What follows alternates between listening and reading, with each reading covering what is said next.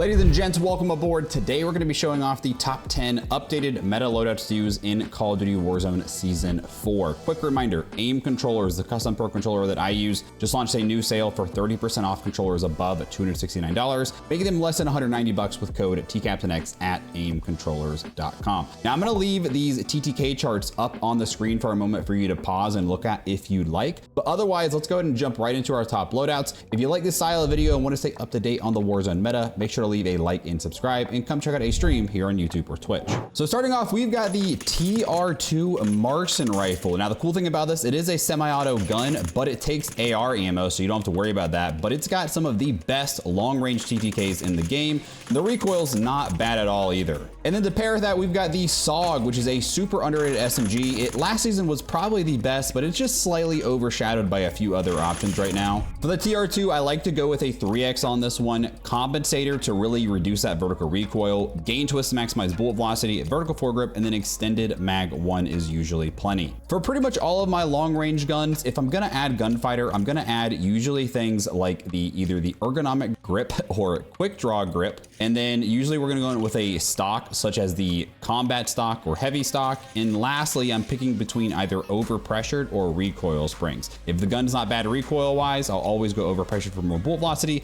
But if the recoil is a little wonky, then we'll go recoil springs. For the Saug, there are several ways to run this one. The iron sights are pretty good on this one, so I don't normally need to use an optic. It does have a little bit of a horizontal recoil, so I like to stick with the vertical foregrip. Then we're going compensator for more recoil control, reinforced barrel, mag 2, and ergonomic grip. For the barrel, you could definitely go a long barrel instead on your SMGs, but I personally like to have just a little bit more bullet velocity on mine. You also could elect to take off either the muzzle or barrel and run with a stock, something like either the balanced stock or the infiltrator stock if you like strafe speed. Next, if you're looking for a MW2 loadout that is super underrated, the TAC 56 assault rifle got a big buff last season. It has great TTKs, iron sights are not bad either, recoil's pretty good too. And then another MW2 SMG, the MX9, actually has some phenomenal TTKs, actually very competitive with the top SMGs right now. And it has a new 50 round mag, which makes it just way more versatile in modes outside of solos. For the TAC 56, I'm trying to really maximize our recoil control here. So with a muzzle, we're going with the RF Crown 50 and then the XRK Bow Breaker grip.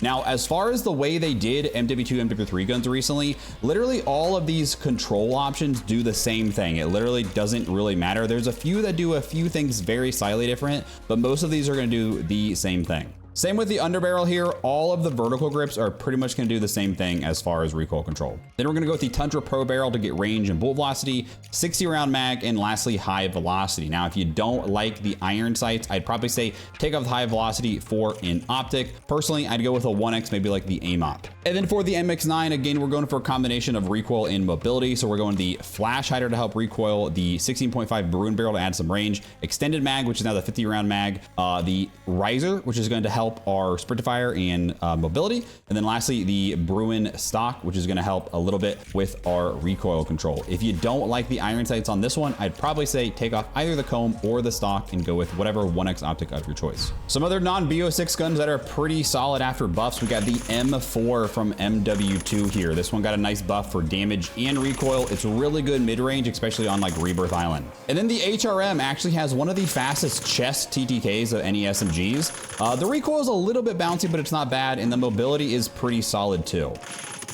And then for this loadout, I'm going to just go with a 1X optic like the Slate, Havoc, and Merc foregrip for recoil control, high tower barrel, and then the 60 round mag. You could go 45 instead if you're playing solos or duos. And you could obviously, you know, swap out something like the muzzle for a suppressor, as long as you're okay with that recoil. For the HRM, we're going Bruin Pendulum for recoil, Thorn 90 barrel. The XRK hand stop is going to help our handling, 50 round drum, and then folding stock's going to help with our recoil control. You also could run this with one of the other longer barrels. This one gives you some awesome iron sights, but the mobility kind of suffers when you do this. All right, getting into some sniping loadouts here. We got the AS VAL as a sniper support, insanely underrated gun. After the AK-74 nerf, this is a top tier sniper support option. Great handling, but also very good range as well. Then we got the good old Kar98 here. So still, when it comes to quick scoping, aggressive sniping, Kar98 is going to be your best option. It's a one shot up to about 60 or 70 meters, and it still has a very, very fast aim down sight speed. speed. So for the AS VAL loadout here, we are going to go, I like to go with an optic. You don't have to do this. One of the cool things about the AS VAL though is that all of the barrels, and even if you don't run a barrel, it is naturally suppressed. So you will not ping on the minimap, even though we're not technically running a suppressor. Vertical foregrip, mag 2, and then we're gonna go full stock. This is a unique attachment that's gonna give us some aim down sight speed, aim walking movement speed, all of that. You cannot run a rear grip with this setup though. And then lastly, I'm gonna go with the recoil springs. You can elect to go iron sights though, and in that case, you could go like rear grip plus stock, or you could add a laser such as the Strelok laser. And then for the Kar98, this is gonna be the max bolt velocity and range, but also give us the fastest possible ADS time while maintaining that range. And this is gonna be a one shot up to 67 meters. So not bad at all. Bolt velocity is decent at 900. Not gonna be long range, not gonna be great for Verdansk, but great for quick scoping or on rebirth. If you're looking for a super low recoil loadout, we've got the good old Kilo, and then that we're gonna combine that with the KSV. This is a very versatile loadout that's gonna be great at both mid to long range. So the Kilo doesn't have the best long range TTKs, but actually close to mid range, it's pretty good. So for kind of newer players, this is just the lowest recoil gun in the game essentially. So I do like to stick with a 1x optic on my ARs though. The 2x and 3x could be a little bit more bouncy. Monolithic suppressor is gonna add our bull velocity and range, but you could, if you want even lower recoil, go compensator. I prefer to go gain twist barrel on most of my long range ARs to max out that bullet velocity. Reinforced and long barrel is fine, but I think it's much easier to hit shots at longer range when you have a better bullet velocity. Vertical foregrip 2 and then mag 2. You could go mag 3. I don't really think you need that much ammo because then it slows the handling down though. And then for the KSV, I do like to use an optic on the KSV personally. If you don't though, you could take it off and put something on like the ergonomic grip for the rear grip. Go in compensator, reinforced barrel, a vertical foregrip, and mag 2. All right, next we got the Cypher. The Cypher is incredibly underrated, and after the AMAX nerf, I think it's basically, it was as good as the AMAX before, but it's definitely better than the AMAX now. Hits really hard, great TTKs, and the recoil is not bad either. Then we got the Kompakt. The Kompakt has the fastest TTK of all SMGs at close range, but it does have a little bit of recoil, so it is a little bit harder to use at longer ranges, but in close quarters, it is unstoppable. So for the Cypher 091 loadout here, again, we're going Dobrik Reflex tends to be kind of my favorite one, but really any of the 1Xs are fine. Monolithic gain twist, vertical foregrip, and mag 2, very similar setup to my Kilo build. You of course can swap the monolithic for something like the compensator for a little bit better recoil control though. Also, the iron sights are not bad on this one, so you absolutely could take an optic off and run something like overpressured or recoil springs here. And then for the Kompakt, now you saw in the firing range here that the integrated suppressor barrel gives me those a little bit cleaner iron sights. Cool thing about this barrel is it's going to keep us suppressed, but also give us range, so we're not going to appear on the minimap. Ranger foregrip, mag 3 on this one, ergonomic, and then balanced stock. For my stocks, you can easily go balanced or infiltrator, just kind of depending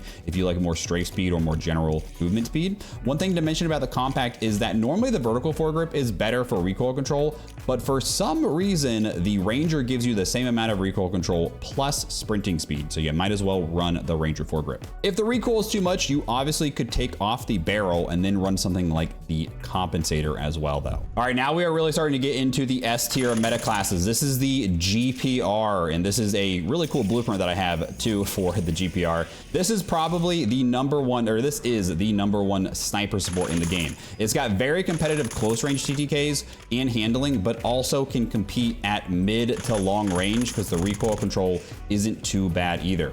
Then we're pairing that, of course, with the HDR. This is hands down the best sniper in the game. Unlimited range, one shot, great bullet velocity. It just nothing comes close to how good this thing is, especially on Verdansk. So again, this is the GPR build. We're going 1x optic with the Dobrik again here. You totally can go iron sights though. If you do go iron sights, I like to run either vertical foregrip for recoil control or the Ranger foregrip for that, plus a little bit of movement speed.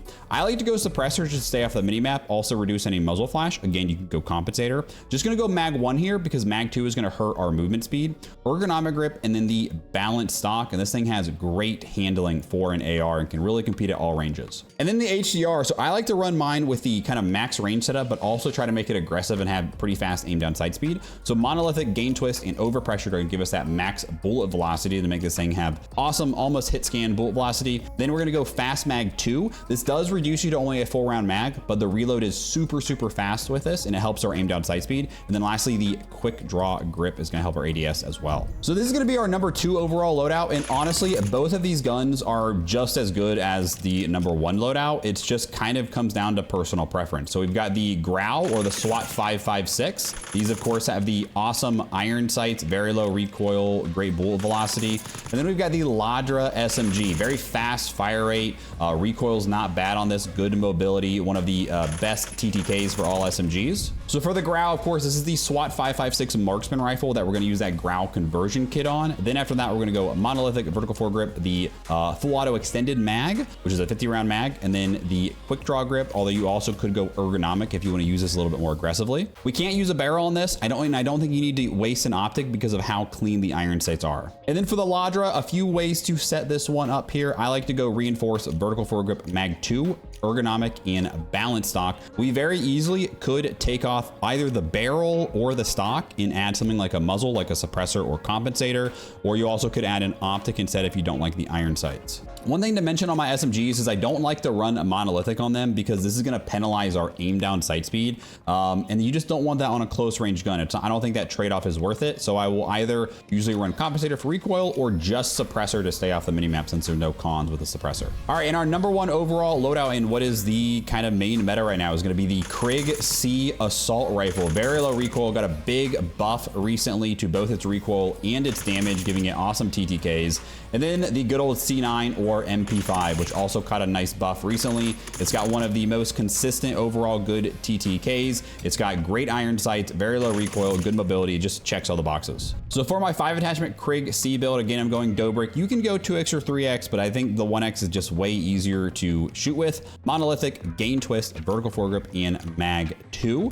Now I will say a lot of people do tend to switch to the compensator if you feel like the vertical kick is too much. The cool thing about this gun is it doesn't have a lot of horizontal. It's just kind of a very straight up recoil pattern. So it's pretty easy to master. And then for the C9 here, this one has such a low recoil. I don't normally run a compensator or muzzle here. So I'm gonna go reinforced vertical, mag 2, ergonomic grip, and then the balance stock. Also could go infiltrator stock in well here.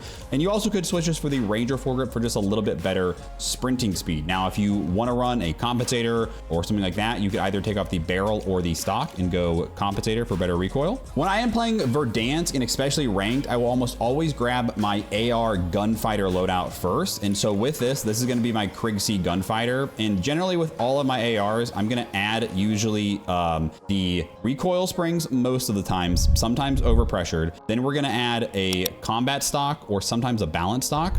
And then lastly, usually a grip like an ergonomic grip. And then if I have a chance to get my second loadout, let's say we buy a loadout and we can get the free second one, then I'll also grab my C9 Gunfighter. But otherwise, I'll often just run like ground loot SMGs, especially on Verdansk, just because of how much more often we use our AR. And in that case, then I'm going to add the suppressor, I'm going to add Strelok laser and recoil springs to that loadout. As far as my perks go, my favorite perks this season have been Scavenger, because every time you kill someone, you can loot their Scavenger pack. And that's going to give you plate, $1,500 cash, and it's going to refresh your tacticals and lethals and give you some ammo.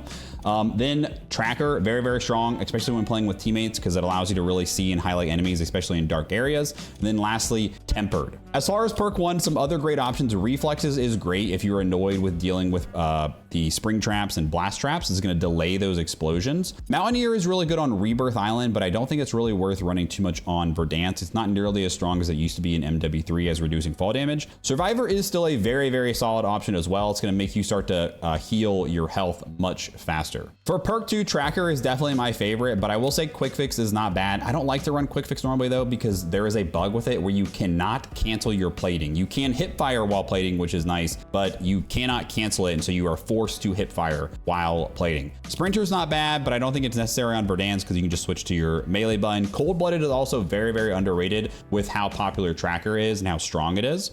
And Bomb Squad is really good too, because you can see and hack into enemy spring traps, blast traps for people that are kind of being annoying and camping. Now, when I am playing ranked, I will almost always run Ghost, but if I'm just playing general pubs, I usually stick to Tempered. Bird's Eye is also extremely good if you're playing pubs on Verdansk, because this is going to allow you to pop UAVs and you are going to see people that are ghosted, and it's also going to give you a little bit more of an idea of where they are on the UAV if you're going for like high kills on Verdansk. One thing I'll also mention is it is good to have one battle ready class as just like a backup, especially if you're playing ranked or like Verdansk, because if you get that loadout in that fifth circle or whenever it drops, you can grab your battle ready class and just get a refresh on ammo with that utility box. As far as tacticals and lethals go, smoke grenades has kind of been my go-to. They hit the stims with another movement nerf, so they're just not as strong. They are good for gas plays though, but I think smokes are just generally more useful. Shock charges are extremely good and insanely annoying to fight against if you know how to use them correctly. And as far as lethals, I think impact grenades are generally the best because you can just spam them and throw them really fast. Semtexes and frags are great as well too. Drill charges did get a nice buff. If you're a little bit more passive a player, you're playing ranked,